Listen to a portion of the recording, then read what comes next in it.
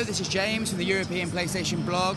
I'm here live at E3, and I'm here with Richard from Big Studios. How's it going? Not too bad, thank you very much. Good. We're going to talk about Little Deviants coming to PlayStation Vita, but first of all, our blog readers will have seen a post from Simon Bursey, sort of celebrating your 10-year anniversary a couple of weeks ago. Yeah. Just to sort of recap that, can you tell us what is the big DNA, and how have you applied that to handheld consoles throughout your history? Well, like I say, we've been going 10 years now. We started off with some PlayStation 2 demos, and when the PSP came along, we thought, okay, that's the perfect console for Big.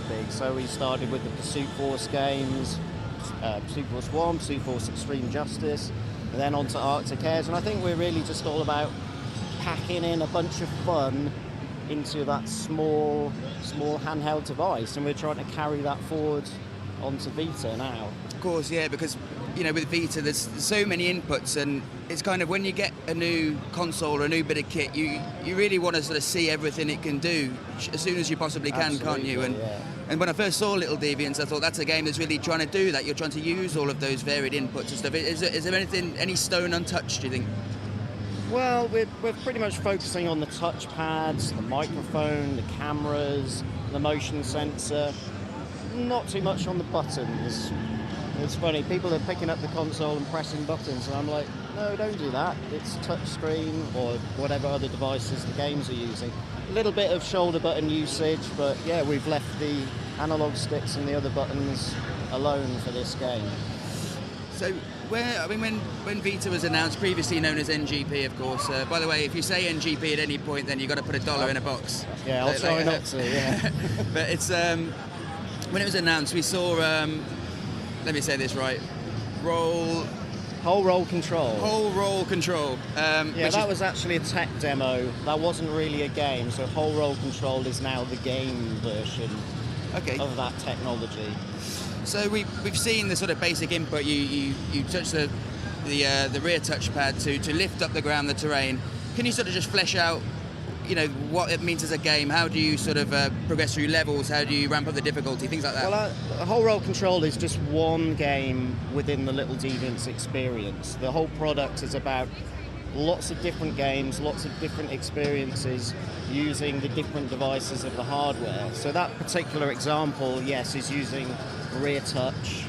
We deform the landscape, which rolls the Deviant around. It's a fairly simple goal. You're just trying to get into a little vortex on each, and there's about 15 stages to play through, which will take you about 10 minutes when you're good at it. Pick up stars along the way for extra bonus points. And there's a little bit of a learning curve on that one, but it'll introduce you to a new way of interacting with a game using that rear touch device. So how many games have you brought to E3? There's 4 games in the demo E3. Whole roll control is one of those. We've got Box Blast, we've got House of Wax, and Depth Charge. And each one of those is, again, using a different aspect of the hardware. I played House of Wax. Well, I played all of them, but I came here. But I really enjoyed House of Wax, particularly such a nice touch. When they turn their back, you have to touch the rear touchpad. Yeah, it's all about hitting the Deviant in the face. So if he's facing towards you, front touch, facing away, rear touch. Starts off easy, but it gets pretty frantic and completely messes with your mind as you play through the game. And augmented reality is present in Box Blast. I played that before too, and augmented reality, it's quite a fledgling technology. It's something that we've seen on PSP and PS3. We've had iPad, we've had Invisible. So what do you see as the future of that? Well, I wouldn't say we're doing anything amazingly clever with Box Blast. We're feeding the camera image through so that you can see everything that's going on in the background, fighting the robots. It's sometimes fun to shoot your friend who's just standing there, but where's that going to go? I don't know. Technology at the moment that we're putting into Little Deviants, as I say, is quite simple. I think, where's it going to go? Cameras that can actually read proper depth, project a game onto a real scene. We're seeing a little bit of that with some of the games that are coming through. Who knows? There's a lot of scope there going forward. We sent out a tweet a while ago, so this might be a good time to bring in my transatlantic counterpart Sid to see if we've got any interesting questions on Twitter. All right, I got one good question here. It's from Bades47 over Twitter. He wants to know, Little Deviants is such an interesting idea. Where did that idea come from, and did they plan on using all the Vita's features from the start? Okay, well, we didn't plan on using all the features from the start. It was a very, very, very simple concept to begin with. The idea, and this was when we knew about the rear touchpad, obviously, but the idea was just a piece of cloth with a ball rolling on it.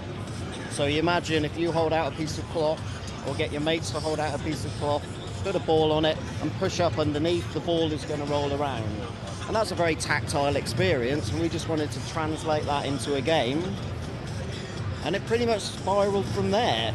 So it's no longer a piece of cloth, it's an entire world that you can deform, and it's no longer a ball, it's a little alien creature called a little deviant. What is a little deviant? So the deviants are aliens. We're not going to give up too much about the story for now, but there's 5 different types. They all have different properties which come into play during the game. For example, there's a deviant called Pyrus who has fire properties. The one you'll see most of, the orange one, he's called Goofer. And they're only types of deviant, they're not individual characters. There's lots of each type who exist in the world. With the hardware, I mean, I presume, had as much time with PlayStation Vita as any other developer, really. And I mean, when you first saw it, you know, what kind of genre of game did you look at it and think, yeah, that's perfect for that? When we first saw it, I probably can't even tell you what it looked like. It was a little box. Things like analog sticks came later. I just think it's just an amazing piece of kit. It's so light, the screen is amazing. I mean, I would sit in my living room and play first-person shooters down to puzzlers. So, anything specific for it? No, I think any genre of game. You got the social networking features that are going to be on. You know, sky's the limit. And what about existing titles that you've seen here at E3? Do you know what? I've had no time Same. to go and look around the show floor at all yet. So I'm looking forward to Uncharted 3. Amazing. So I might go and check that out as soon as I can. It's just down there. I can see them playing it now. I had to go on the multiplayer. Don't tell me that. So I mean, further, you've got 4 levels here at E3. Yeah. When can we expect to see more games unveiled further down the line? I think probably next shows, so Gamescom show, probably we're going to be showing some more. We're getting on for having a near complete game there, so we'll be able to pick quite a few nice and different examples that we can show at the next set of shows. I know you're not going to go into specifics, but can you at least sort of tell us, certain features that you're working with at the moment, you're thinking, we're sitting on something really awesome here? We're doing some interesting things with the rear touchpad. I mean, and in combination with the front touchpad. I mean, you may have seen in the tech demo videos before, we've got this pinch stretch mechanic where you hold both the rear and the front touchpads. There's one game that specifically uses that, which is quite cool. Microphone is going to come into play, so we might have a little bit of deviant singing. On the bus? Well, maybe not on the bus, but we'll have a little filter to enable you to choose the games that you want to play when you're out and about. Another thing that you mentioned in a previous interview I did with you a couple of weeks ago is you've added like sort of calibration. So where you're using tilt, you can adjust that depending on your... You can adjust the tilt basically the default tilt setting. So if you want to lie backwards in bed and play a game, then essentially you can play it upside down and it'll still function normally. You don't have to have the device just flat. I think we're probably drawing to a close now, but kind of with somebody as much experience as yourself making handheld games, but you've made a few, hit portable titles. But, what do you think makes a really strong portable game experience?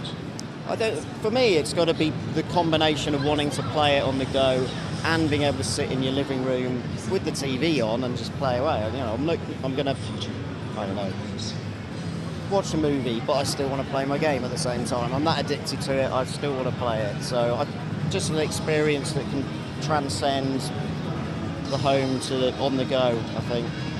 All right. For me. Thanks very much for joining us here, Richard, and really looking forward to seeing Little Deviants. Okay. No problem. Cheers.